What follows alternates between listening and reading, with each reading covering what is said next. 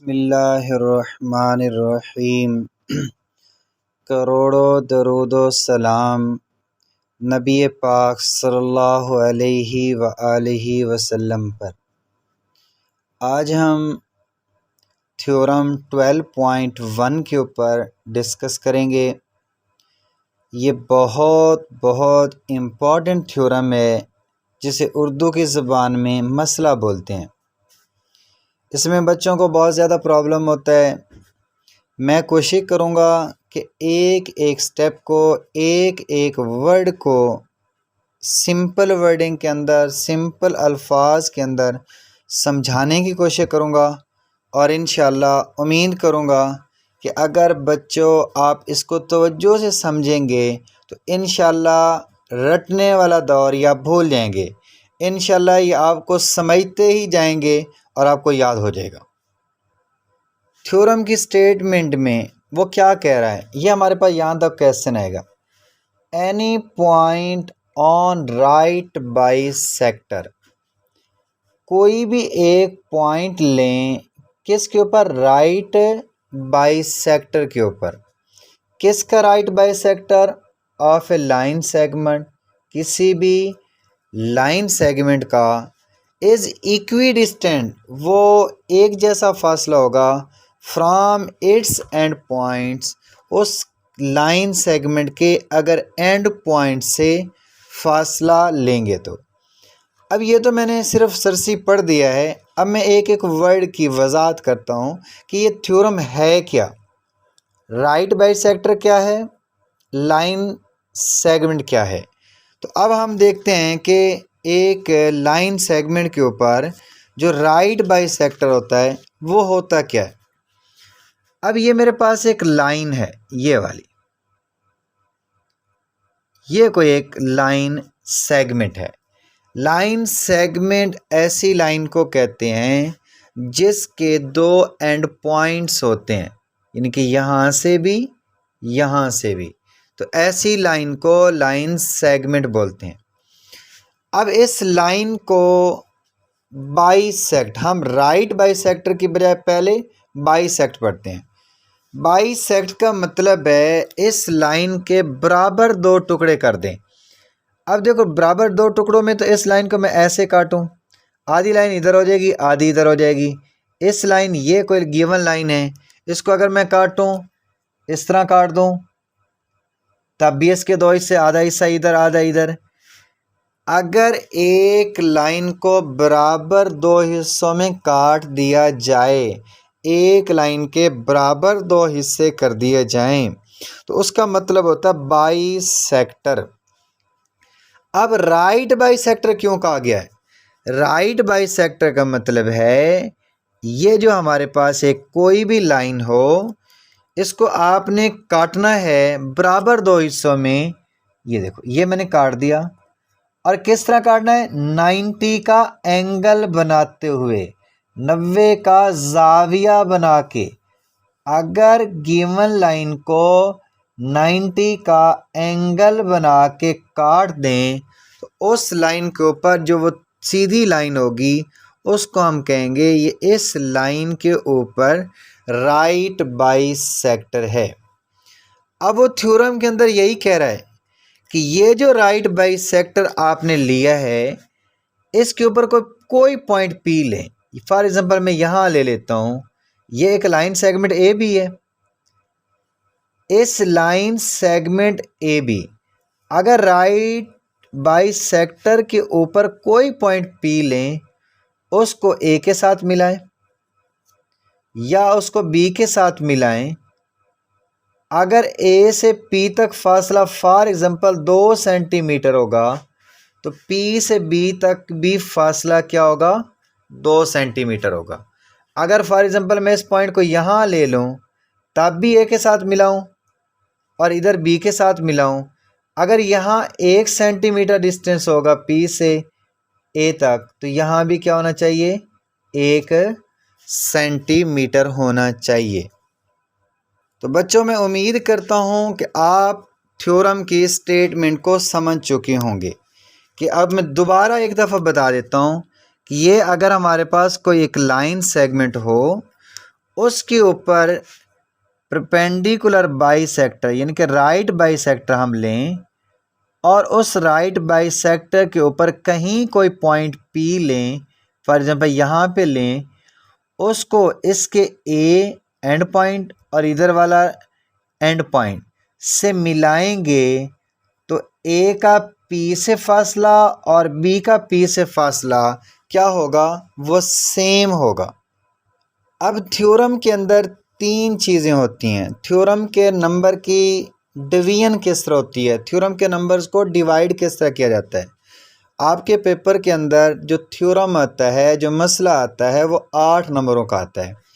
8 नंबरों में किस तरह डिवीजन होती है। एक नंबर आपका डायग्राम को होता है, एक नंबर गिवन का, 2 हो गए, एक नंबर प्रूव का, 3, एक नंबर आपका कंस्ट्रक्शन का, 4, 3 नंबर आपके स्टेटमेंट्स के होते हैं और एक नंबर आपका रीजंस का होता है। तो इस तरह मिला के आप लोगों के जो टोटल मार्क्स बन जाते हैं वो 8 हो जाते हैं।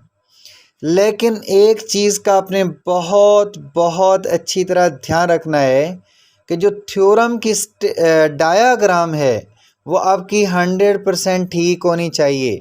अगर आपकी डायाग्राम गलत हुई तो आपको थ्योरम का एक नंबर भी नहीं मिलेगा। तो अब हम थ्योरम के प्रूफ की तरफ आते हैं। तो हमें 3 चीज़ें करनी हैं। गिवन कुछ चीज़ें हमें दी होंगी। अब जिस तरह मिसाल के तौर पे गिवन होता है, हमें चीनी, पत्ती और दूध दिया जाए तो अब हम उससे क्या बना सकते हैं, तो ज़ाहिर बात है चाय बनेगी। तो अब हमें वो गिवन कुछ चीज़ें दे रहा है का अ लाइन एल एम, हमारे पास एक लाइन है एल एम है, ये वाली लाइन ज़रा गौर करें, ये वाली एक लाइन एल एम है, इंटरसेक्ट जो काट रही है लाइन सेगमेंट ए बी को, ये लाइन सेगमेंट हमारे पास दूसरा है ए बी, उसको काट रही है किसके ऊपर, एट पॉइंट है सी के ऊपर। सच डैट वो इस तरह काट रही है कि एल एम जो है वो परपेंडिकुलर है किसके ऊपर, ए बी के ऊपर। तो बात समझ आ गई। गिवन में क्या है कि एक लाइन एल एम हमारे पास है जो इंटरसेक्ट कर रही है यानी कि काट रही है किसको, ए बी के ऊपर। किस पॉइंट के ऊपर काट रही है, सी पॉइंट के ऊपर। सच डैट वो इस तरह काट रही है कि एल एम जो है वो परपेंडिकुलर है यानी कि उर्दू की ज़बान में अमूद है किसके ऊपर, ए बी के ऊपर। एक बात तो ये है। दूसरी बात वो कह रहा है कि ए बी यानी कि ए बी जो है वो जो ए सी है यानी कि ए से सी तक लाइन है वो कॉन्करेंट है यानी कि बराबर है, एक जैसी है, कहाँ तक, बी से सी तक लाइन। तो P is a point, P एक पॉइंट है किसके ऊपर, लाइन एल एम के ऊपर। ये तो हमें गिवन है। गिवन में उसने हमें दे दिया है कि एक लाइन एल एम है जो परपेंडिकुलर है किसके ऊपर, ए बी के ऊपर है। एल एम ए बी को सी पॉइंट के ऊपर काट रही है। ए से सी तक डिस्टेंस और बी से सी तक डिस्टेंस से सेम है।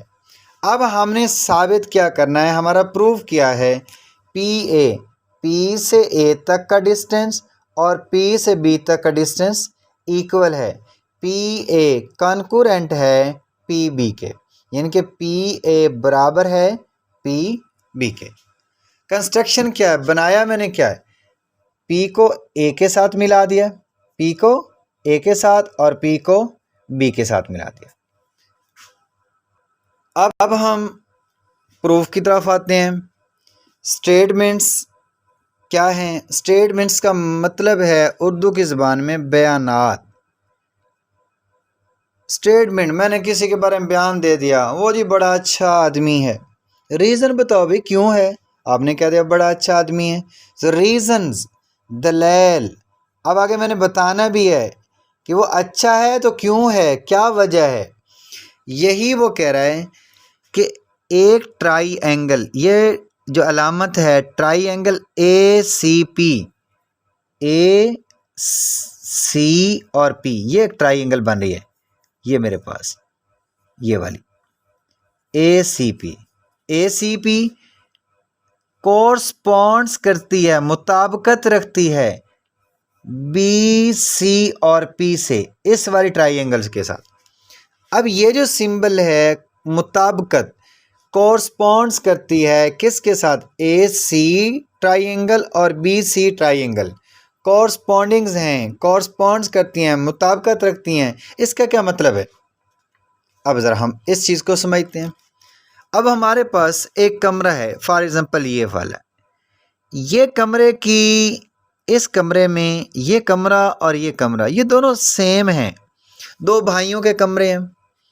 अब एक भाई के लिए हमने कहा जी ऐसा कमरा बनाएं जी, ये जो तिरछी वाली लाइन है इसके ऊपर LED लगी होनी चाहिए, ये जो इधर वाला रास्ता है यहाँ पर एंट्री गेट होना चाहिए, खूबसूरत सा होना चाहिए, ये जो इधर वाला हिस्सा है ये सीधी दीवार जो है इसके ऊपर बड़ी खूबसूरत सी सीनरी लगी होनी चाहिए।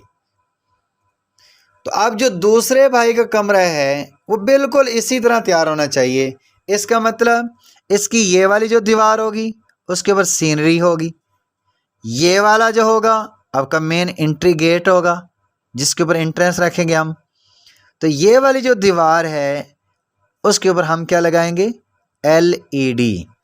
तो यही बात है कि अब हमारे पास क्या हो गया, अगर दो चीज़ों के दरमियान, दो बच्चों के दरमियान हमने कहना है कि यार वो आमिर और जो सफदर है वो हम शक्ल हैं, आमिर और सफदर जो हैं हम शक्ल हैं।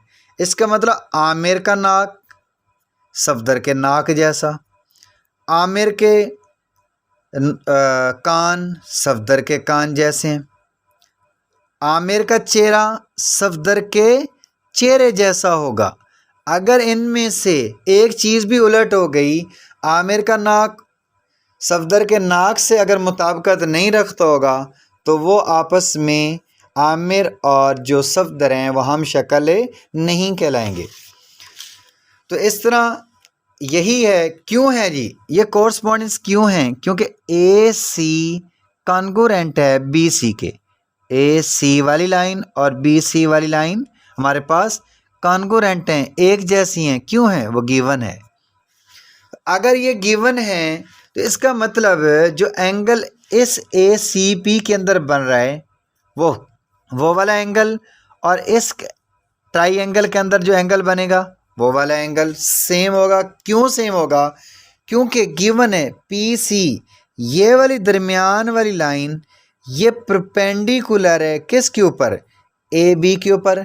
सो डैट ईच एंगल, यहाँ जो ज़ाविया बनेगा इस साइड पर, यहाँ ज़रा गौर करें, ये भी 90 का बन रहा है और इस साइड पर जो बन रहा है वो भी 90 का ही बनेगा।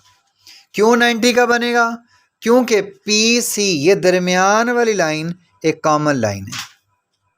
क्यों कॉमन लाइन है, सिंस हमें गिवन है ये तीन लाइनें का मतलब, सिंस हमें पता है, क्यों पता है कि ट्राई एंगल्स है, इसका मतलब हुआ कि triangle A C P और triangle B C P concurrents हैं, कॉन्करेंट्स हैं इसका मतलब एक जैसी हैं। क्यों एक जैसी हैं, SAS पोस्टुलेट, जिसे हम उर्दू की ज़बान में ज़ुआद, ज़े और ज़ुआद, एक मुसल्लस के दो इज़ला और एक ज़ाविया बराबर हैं। फॉर एग्ज़ाम्पल ये वाली एक मुसल्लस थी, इसके दो इज़ला, कोई से दो इज़ला, ये वाला इज़ला और ये वाला इज़ला सेम है, तो इसका ये वाला इज़ला और ये वाला इज़ला वही। अगर इस साइड की लंबाई फॉर एग्ज़ाम्पल 4 सेंटीमीटर है, इसकी लंबाई भी 4 सेंटीमीटर है। अगर इसकी 9 सेंटीमीटर है तो ये तिरछी लाइन की भी 9 सेंटीमीटर होगी। और ये जो एंगल है अगर ये इसका 90 डिग्री है तो इसका भी क्या है, 90 डिग्री है।